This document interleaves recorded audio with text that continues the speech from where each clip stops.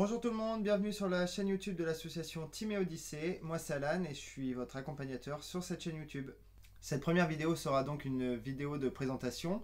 Je me présenterai moi personnellement dans un premier temps. Ensuite je vous parlerai de l'histoire de Timéo. Et pour finir je vous parlerai de l'association et pourquoi notre arrivée sur YouTube maintenant. Donc moi c'est Alan, j'ai 33 ans, je suis cofondateur de l'association Timéo Odyssée et je suis chargé de toute la partie réseaux sociaux. Et je suis aussi le parrain de Timéo.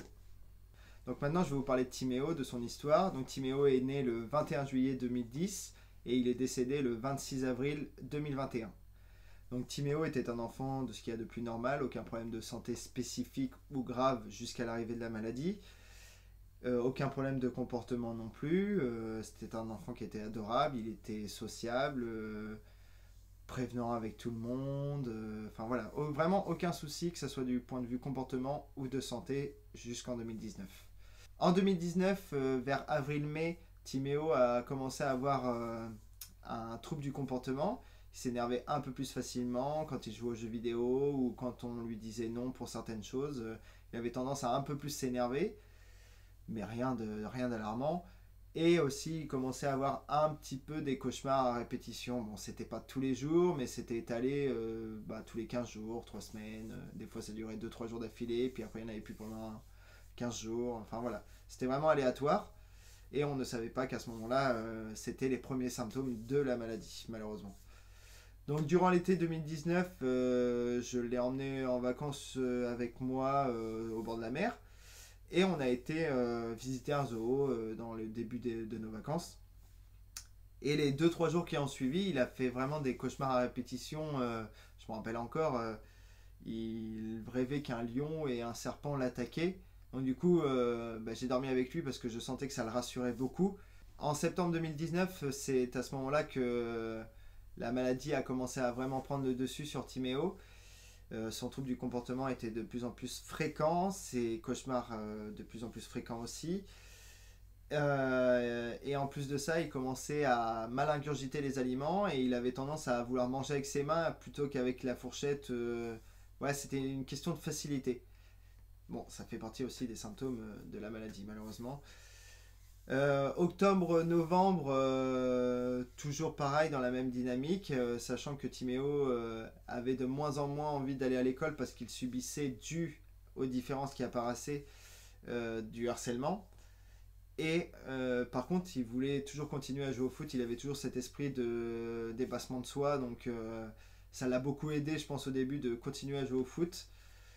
Donc ses parents ont décidé vers octobre-novembre de l'emmener voir un psychologue pour comprendre pourquoi cette agressivité est venue dans le comportement de Timéo.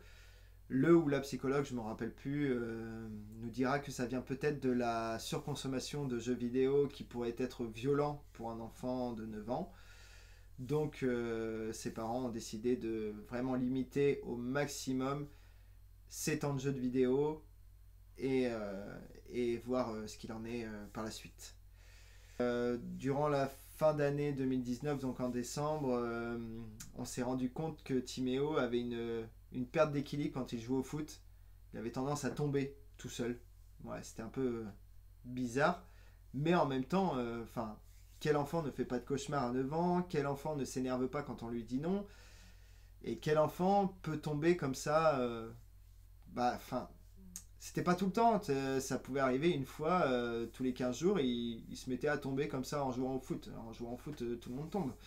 Les fêtes de fin d'année de 2019, le comportement de Timéo était vraiment agressif. Il avait même des pensées un peu suicidaires qui étaient très courtes. Ses pensées étaient très courtes, mais elles étaient là pendant 10-20 secondes. Sur un effet de colère, il disait je veux mourir, je suis pas bien. Enfin voilà, il sentait vraiment qu'il y avait quelque chose qui n'allait pas chez lui. Et du coup, ça l'énervait encore plus. Et du coup, il voulait mettre entre guillemets fin à ses jours, mais sans le penser en fait. C'était instinctif, il disait les choses comme elles venaient. Donc janvier était toujours dans la même dynamique des fêtes, malheureusement. Le trouble du comportement s'aggravait de jour en jour. Et en février 2020, sa grand-mère a décidé de l'emmener à l'hôpital un lundi matin. Je Je me rappelle encore parce que moi j'étais sur Paris, sachant que je suis sur Paris un jour sur deux à cause de mon boulot. Et donc sa grand-mère décide un matin, le lundi matin, de l'emmener à l'hôpital de Confolens, un petit hôpital de campagne. Et en lui faisant passer un scanner, ils se sont rendus compte qu'il y avait une tache au cerveau. Donc il a été héliporté d'urgence à Bordeaux. Donc malgré l'anxiété qu'il avait à ce moment-là, Timéo était super content de son passage en hélicoptère, malgré que ça ne soit pas pour les bonnes raisons, de son petit passage en hélicoptère jusqu'à Bordeaux. À Bordeaux, sa maman l'attendait, elle qui habite plus près de Bordeaux que son papa. Moi, durant la nuit du lundi au mardi, je suis descendu à Bordeaux, sachant que de base, je devais partir au ski avec Timéo le mercredi pour pouvoir le faire penser à autre chose que ces troubles du comportement qu'il avait à ce moment-là. Donc malheureusement, on n'est jamais parti au ski. Mais du coup, dans la nuit du lundi au mardi, je suis descendu de Paris et j'ai filé directement à Bordeaux. Et la journée a été très longue à Bordeaux. On a attendu les résultats des scanners jusqu'à 16h ou 17h. Ouais, ça devait être 16h, il me semble.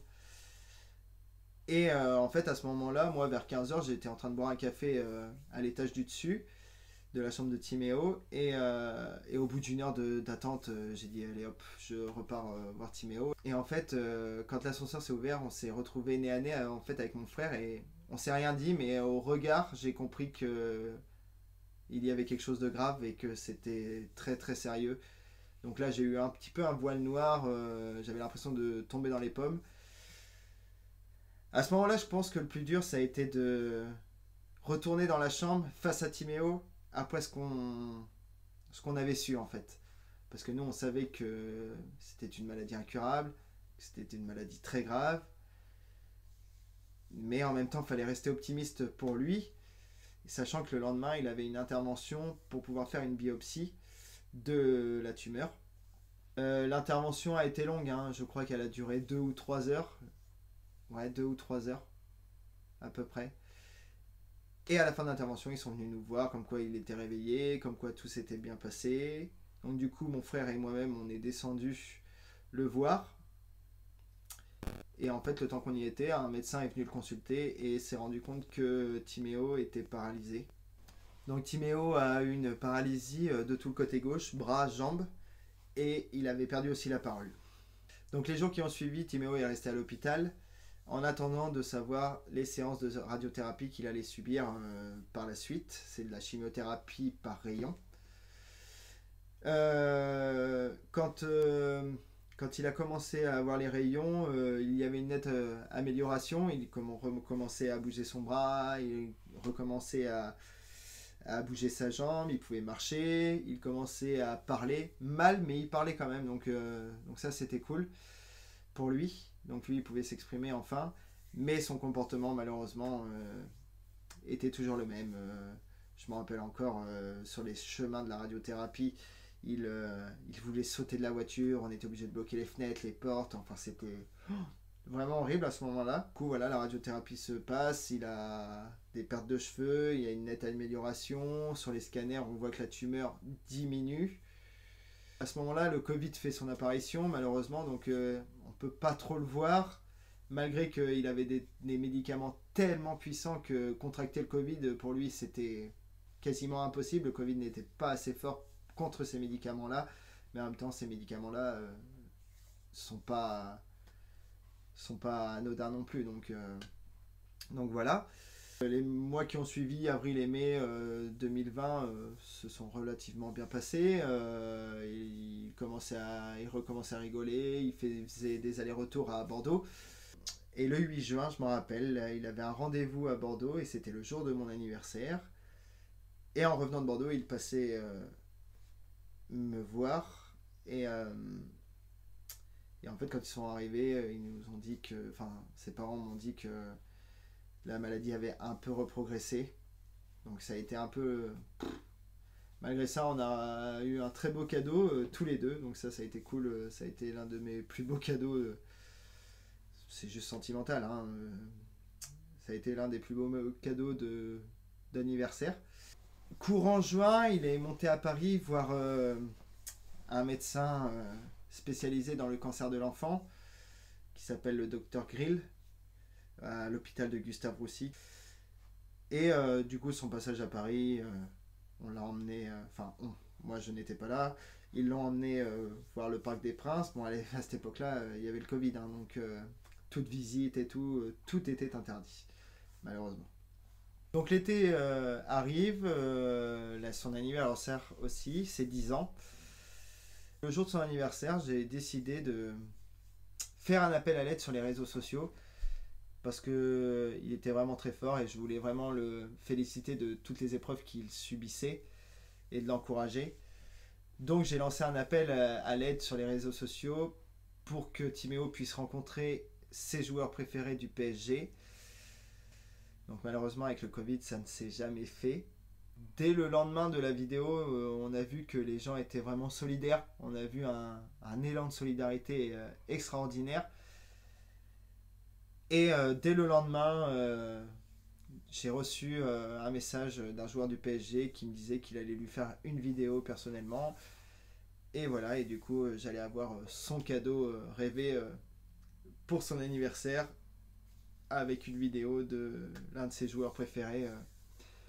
Et du coup, on voudrait remercier aussi tous les gens qui ont participé à ce partage de vidéos pour que Timéo puisse réaliser son rêve. Et on remercie aussi toutes les associations qui nous ont aidés à ce moment-là. Je ne vais pas toutes les citer parce qu'il y en a énormément et elles ont toutes été bienveillantes. Ça nous a fait tous du bien, autant à Timéo parce qu'il recevait beaucoup de cadeaux, énormément, et nous psychologiquement parce que du coup on parlait aussi avec des gens qui avaient déjà souvent subi ce que l'on subissait à ce moment-là. Donc ça a été un soutien psychologique important pour nous. Donc pour son anniversaire, Timéo a reçu sa vidéo. Je vous mets en même temps la vidéo de sa réaction. Donc cette personne-là a été super gentille et même dans les mois qui ont suivi, il est resté beaucoup en contact avec moi pour avoir des nouvelles de Timéo. Donc ça a été vraiment très très cool de sa part. Je pense que Timéo était vraiment content de savoir qu'un joueur du PSG s'inquiétait aussi pour lui.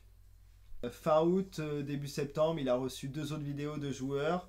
Il a reçu aussi beaucoup de vidéos des joueurs de foot de un peu plus bas niveau que le PSG, des entraîneurs de foot, des anciens joueurs qui lui ont envoyé des cadeaux.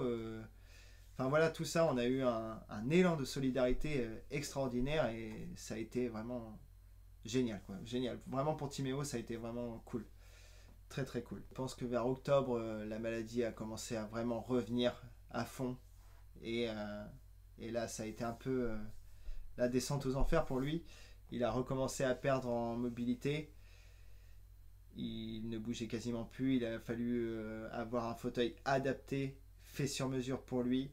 Il continuait aussi les séances de radiothérapie, mais elles ne fonctionnaient malheureusement pas aussi bien qu'au début. Les fêtes se passent relativement bien malgré que on sent que psychologiquement il est ailleurs, quoi. Il est un peu enfermé dans sa bulle. Il veut aussi changer de coupe de cheveux. Il nous fait comprendre qu'il voulait changer de coupe de cheveux. Il voulait avoir les cheveux frisés. Alors lui qui avait les cheveux pas du tout frisés d'ailleurs, lui on lui a fait ce petit kiff là de lui friser les cheveux. En janvier, pareil, hein, toujours pareil, son état était toujours assez stable, ça se dégradait de temps en temps, enfin c'était un peu bizarre. Et en février, alors que j'étais de passage pour le voir, Timéo a fait une énorme crise, il avait des douleurs énormes, souvent au dos, aux jambes. Donc là on a décidé de l'emmener à l'hôpital d'Angoulême, parce qu'eux ils avaient les médicaments pour le soulager. Donc Timéo a été pendant 15 jours, 3 semaines à l'hôpital d'Angoulême. Donc son état était pas top, hein. Et il restait beaucoup allongé, en train de dormir, il se fatiguait très très vite. Et un jour l'hôpital d'Angoulême décide de le faire sortir et que ça devrait aller, quoi. Sauf que lui ne se sentait pas capable de bouger de l'hôpital, il se sentait, je pense, en sécurité à l'hôpital. Donc il a fait une poussée de fièvre énorme, des douleurs atroces. Et là, l'hôpital a décidé que c'était pas possible de le faire sortir. Donc du coup, ils ont décidé de le garder. Donc du coup, moi j'y allais tous les 2 jours, sachant que voilà, vu que je rentrais tous les 2 jours et que l'hôpital d'Angoulême était pas très loin de chez moi, tous les matins quand je revenais de Paris, je passais le voir et tous les soirs en repartant à Paris, je passais le voir. Le week-end, je passais tout le week-end à le voir, au moins une fois, même si je passais que 15-20 minutes, parce que bon, j'étais pas le seul à vouloir venir le voir. Donc je passais régulièrement le voir. Et les jours où je pouvais pas venir le voir, je prenais des nouvelles absolument tous les jours. Jusqu'au 25 avril, le dimanche 25 avril, je n'ai pas pris de nouvelles parce que je savais que le lendemain matin, en fait, j'allais y aller très tôt le voir. Donc du coup, je voulais pas prendre de nouvelles, pas embêter mon frère parce que je savais que, enfin voilà, c'est compliqué. J'avais peur aussi de d'agacer mon frère en lui demandant tous les jours, tous les jours, tous les jours. Donc je me suis endormi très tôt parce que j'étais très fatigué. Et à 11 h le soir, j'ai reçu un appel comme quoi il fallait que je vienne absolument maintenant. Donc j'ai compris pourquoi c'était. Donc je vous épargne le moment où Timéo est parti à l'hôpital. Ça a été vraiment très dur pour nous. Mais à la fois on remercie l'hôpital d'Angoulême qui a eu un professionnalisme impressionnant dans ces moments-là. Ils ont été vraiment très professionnels, très à l'écoute de nous. Je leur tire mon chapeau parce que nous, eux, ils vivent ça, je vais pas dire tous les jours, mais ils vivent ça très souvent, un peu trop souvent même d'ailleurs. Et du coup, voilà, je leur tire mon chapeau et je les remercie encore, moi personnellement, pour tout ce qu'ils ont fait pour Timéo et pour nous. Vers juin-juillet, mon frère a eu l'idée de faire une semaine VTT tout seul, de partir de l'Essac et de là où habite Timéo et de partir direction Hendaye pour un peu évacuer tous ces moments qu'il a vécu, les 3 mois à l'hôpital, les radiothérapies, enfin les malaises de Timéo. Ça a été vraiment des moments très difficiles, donc du coup il voulait évacuer ça. Et en parlant un peu autour de lui, et ben, les gens ont voulu un peu le rejoindre, la famille, les amis, et du coup c'est comme ça que l'association est venue aussi. Et aussi en repensant à tout ce que les associations avaient fait pour Timéo, on s'est dit mais pourquoi pas faire pareil quoi, parce que de toute façon des associations il n'y en aura jamais trop. Donc du coup on a décidé de créer l'association Timéo Odyssée. Donc la première action que l'association a faite a été cette semaine VTT en partant de l'Essac, c'était en septembre 2021. En partant de l'Essac, là où repose Timéo, pour aller jusqu'à Hendaye, la frontière espagnole pour ceux qui connaissent, et sensibiliser les gens au cancer pédiatrique. Il faut savoir que de l'Essac à Hendaye, il y a 500 km. Il y avait un passage en bateau de Royan au Médoc. Donc du coup voilà, ils sont partis toute une semaine. Moi j'ai pas pu être là cette semaine-là, mais je suis allé à Hendaye pour l'arrivée des VTTistes. Donc vraiment cette première édition de VTT était vraiment pour sensibiliser les gens que l'on croisait durant cette semaine au cancer pédiatrique. Donc on a fait partager ça sur les réseaux sociaux, sur la page de Timéo Odyssée. Et du coup on a commencé à avoir nos premiers dons pour l'association. En décembre 2021, on a donc décidé, grâce à les petits dons que nous avons eus au début, de décorer pour les fêtes de fin d'année le service pédiatrique de l'hôpital d'Angoulême. C'était un petit clin d'œil pour Timéo de faire ça à Angoulême. Et nous avons aussi eu 2 dons d'une tablette Apple, il me semble, et d'une Nintendo Switch pour le service pédiatrique, afin que les enfants qui passent beaucoup de temps à l'hôpital puissent bénéficier de jeux vidéo et de tablettes, ainsi que les parents. Donc ça fait toujours du bien. Je sais que Timéo adorait regarder mon frère jouer à la console. Donc du coup, voilà, ouais, c'était vraiment pour aider les familles présentes en plus pour Noël. En 2022, l'association a décidé de renouveler sa semaine VTT qui relierait... alors il me semble que c'est pas loin de la Bretagne, je sais plus exactement où. Je vous mets le petit parcours qu'il y a eu pour arriver sur les sacs, parce que nous sommes rendus compte que l'année d'avant, en fait, l'arrivée à Hendaye, le retour était très très difficile pour les VTTistes, même en voiture, ils étaient vraiment très fatigués de la semaine. Donc ils ont décidé en 2022 de faire l'inverse et d'arriver à l'ESSAC où repose Timéo. L'association a récolté pas mal, hein, et puis on a eu l'idée de faire ces magnifiques t-shirts. Vous pouvez nous solliciter et commander des t-shirts. Tous les bénéfices sont reversés à l'association. En 2023, plusieurs choses ont été organisées. Déjà, nous allions rééditer encore pour une 3e fois la semaine VTT. Mais avant cette semaine VTT, nous avons organisé un loto qui nous a rapporté une belle somme d'argent. Et du coup, pour la semaine VTT, mon frère et ses copains ont décidé de partir de Paris. Vraiment un gros clin d'œil à Timéo, lui qui adorait le PSG. Donc petit passage au Parc des Princes. Et ils sont partis de la Tour Eiffel. Et sur leur première journée de semaine VTT, ils se sont arrêtés à l'hôpital de Gustave Roussy, là où Timéo avait vu le docteur Grill. Et ils ont décidé de leur donner, de leur faire un don de 1500 € pour qu'ils puissent s'équiper en informatique qui leur manquait en fait. Donc du coup, nous avons donné notre premier plus gros don qu'on avait jamais effectué jusque-là. Tout en descendant jusqu'à l'ESSAC où repose Timéo. Ils se sont arrêtés aussi à Poitiers pour donner des cadeaux, toujours pareil, au service pédiatrique de Poitiers. Un reportage a été fait sur France 3. Vous allez sur les réseaux sociaux, la vidéo y est. Donc cette chaîne YouTube va servir à sensibiliser les gens contre les cancers de l'enfant, mais aussi pour récolter des dons pour la recherche contre les cancers de l'enfant, contre le gliome infiltrant du tronc cérébral. Donc voilà ce qu'il en est de la première vidéo de la chaîne YouTube de l'association Timéo Odyssée. Donc pour la prochaine vidéo, ce sera fin décembre, ce sera sur le don que nous allons faire pour les fêtes de fin d'année. Donc n'oubliez pas, le petit pouce, vous pouvez vous abonner, ça fait toujours plaisir, et la petite cloche, comme ça vous serez alerté dès qu'une vidéo sera sortie. Seul on va vite, mais ensemble on va beaucoup plus loin.